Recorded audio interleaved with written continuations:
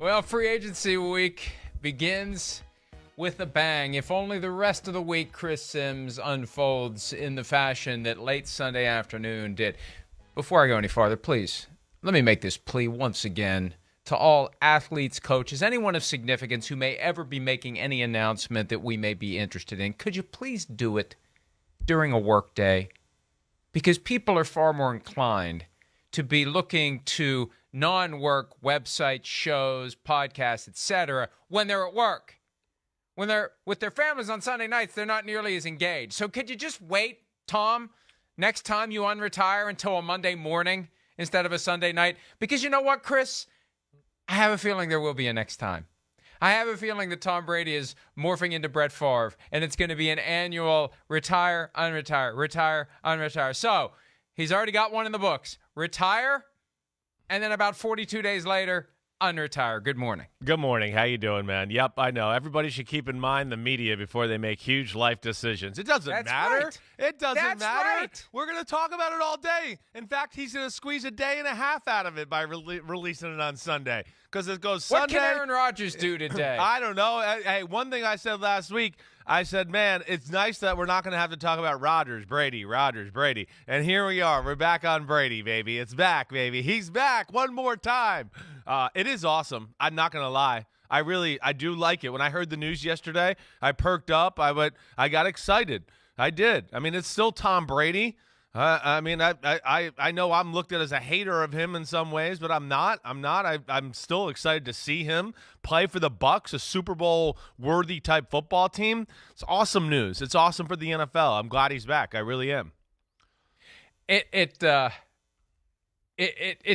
testament to this time around his ability to keep his plans quiet, because when he retired, there was that whole 3-day ESPN reports with certainty that it's coming, and there was pushback, and there was hand-wringing, and then he retired on Tuesday after the reports surfaced on a Saturday. This time around, no one saw it coming this quickly.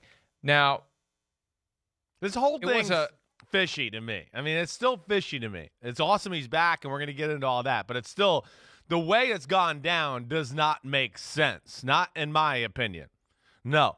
Tom Brady, if he was really wanted to retire, all right, I think he's going to take his time and think things out a little while and not retire, all right?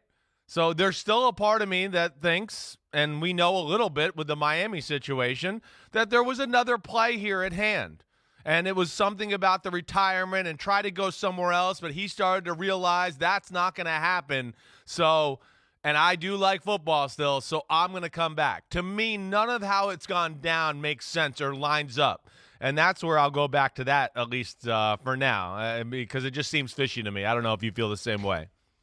There will be many who are now pushing back on the idea that there was never anything to the narrative that Brady wanted out of Tampa. There was never anything to the idea that Brady and Bruce Arians, the coach of the team, have any type of friction. I don't buy either of those. I'm sorry. I don't buy them one bit.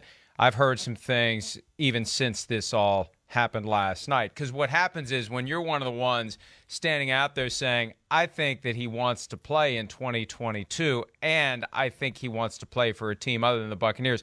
So I was clearly wrong on him for now, wanting to play for someone else. I was right that he was coming back, so it's kind of a mixed bag. It's kind of a C+. I'll take it. That's better than an F. But my understanding is there was a feeling in the building in Tampa that he did want to play for another team. Yeah.